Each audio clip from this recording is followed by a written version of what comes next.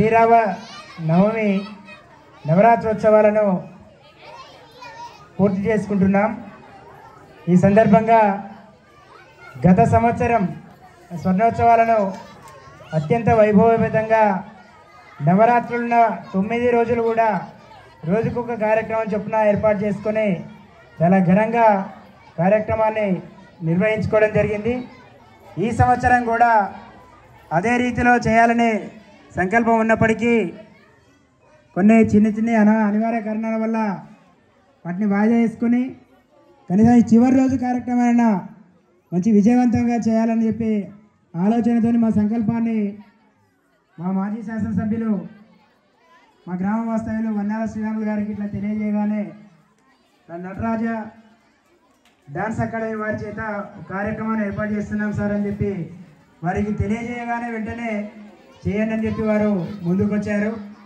వారికి ఆ శ్రీరామ నవరాత్రోత్సవ కమిటీ తరపున ప్రత్యేకంగా ధన్యవాదాలు తెలియజేసుకుంటూ, అదేవిధంగా చీపురు మౌనిక మా గ్రామ వాస్తవ్యురాలు ఆడబిడ్డ హైదరాబాదు కోడలుగా అయిన తర్వాత అక్కడ కూడా ఈ నటరాజ నాట్య డాన్స్ అకాడమీని కొనసాగిస్తూ అక్కడున్న పిల్లలకు శిక్షణనిచ్చి వారి చేత మా గ్రామంలో ఈరోజు ప్రదర్శన చేయడానికి ప్రత్యేకంగా అక్కడ నుండి వాళ్ళందరినీ కూడా తీసుకొచ్చారు.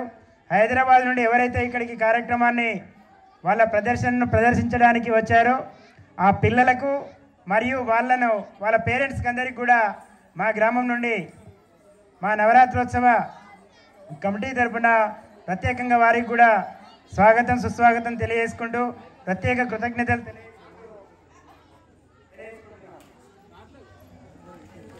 చాలా ఏళ్ళ తర్వాత మన గ్రామంలో ఈ కార్యక్రమానికి హాజరు కావడం చాలా సంతోషంగా ఉన్నది. 51 సంవత్సరాల నుంచి ఈ కార్యక్రమాన్ని మన ఉత్సవ సమితి నాయకులు వీళ్ళందరూ కూడా ఈ కార్యక్రమం నిర్వహిస్తున్నందుకు వారిని ప్రత్యేకంగానే అభినందిస్తున్నాను. ఇక్కడికి వచ్చిన పిల్లలు కానీ తల్లులు కానీ అందరం కూడా ఈ దేశంలో పుట్టినటువంటి ఆ శ్రీరామచంద్రుని తలుసుకుంటూ ఆ శ్రీరామచంద్రునికి ఉన్నటువంటి గుణగణాలను పిల్లలకు చెప్తూ మనం నిత్య జీవితంలో ఆ రాముణ్ణి ఆరాధించేటువంటి దేశం మనది. కాబట్టి ప్రతి ఊళ్ళో కూడా ఇలాంటి శ్రీరామ నవమి ఉత్సవాలను చేయడానికి అనేక మంది యువకులు కూడా ఇంకా ముందుకు రావాలి. ఇక్కడ హై స్కూల్ ఉన్నది. నేను చిన్నప్పుడు కూడా ఇక్కడ 3వ తరగతి వరకు 1, 2, 3 తరగతి వరకు నేను ఇక్కడ చదువుకున్నాను. 4, 5 వరకు 2 ఏళ్ళు ఊకలులో చదువుకున్నాను.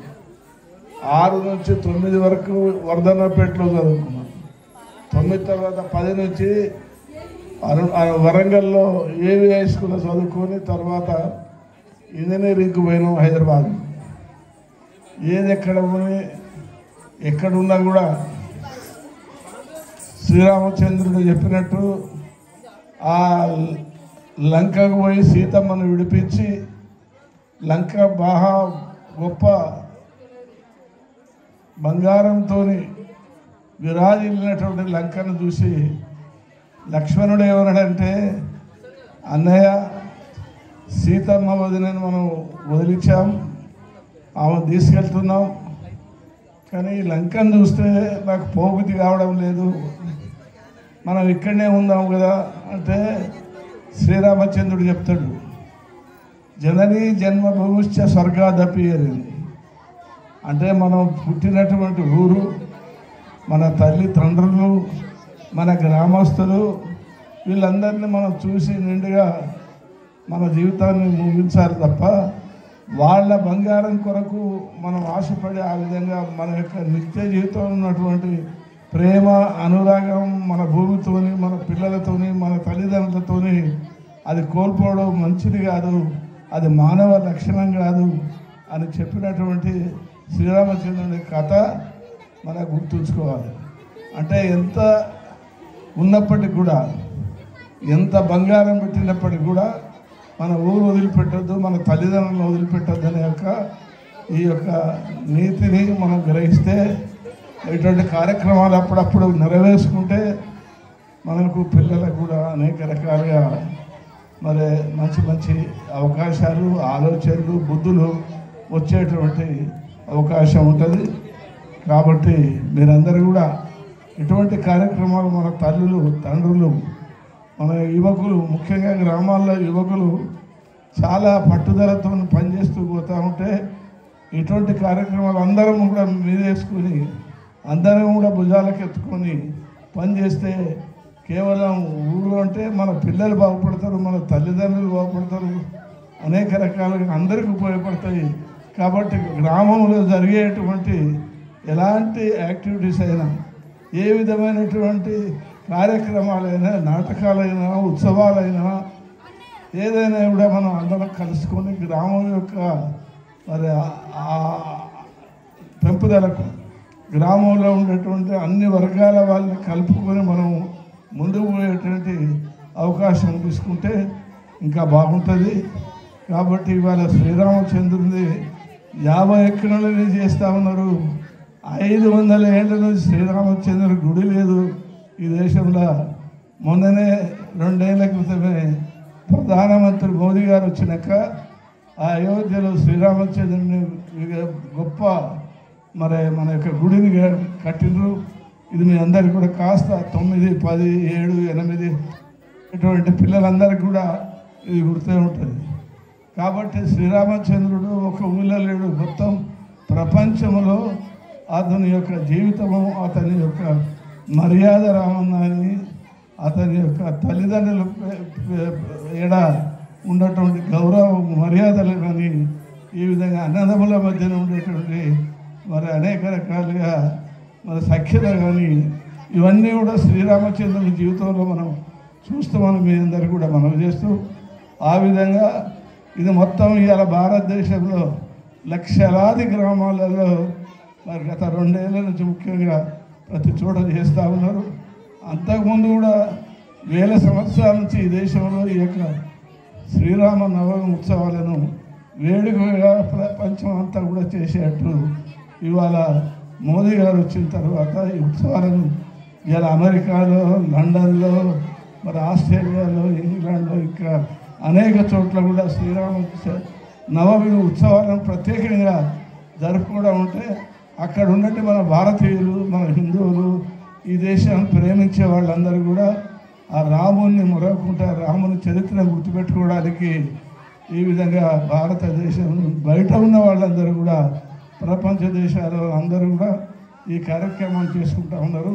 మీ అందరికీ మనవి ఏంటంటే, మేము మా జీవితంలో ఉన్నంతసేపు ఏ సహాయ సహకారానికైనా మేము సిద్ధంగా ఉంటామని మనవి చేస్తున్నా.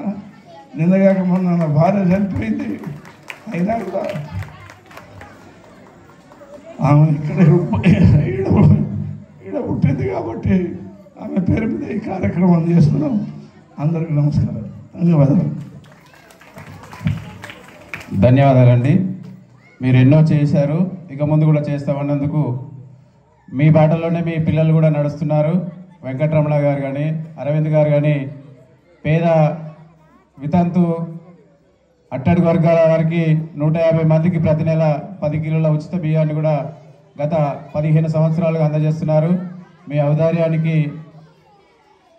ధన్యవాదాలు తెలియజేస్తూ, ఇక ముందు కూడా మీ సేవలు కొనసాగాలని మనస్ఫూర్తిగా శ్రీరామచంద్రమూర్తి మీకు మనోధైర్యాన్ని, ఆత్మవిశ్వాసాన్ని కలిగించాలని ఆ భగవంతుని కోరుకుంటూ, ఈ సందర్భంగా చిరు సన్మానం చేయదలిచాము. సన్మానం అందుకోవాల్సిందే కూర్చున్నాం.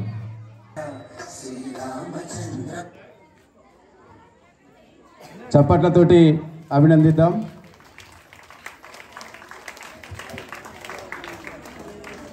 వెంటనే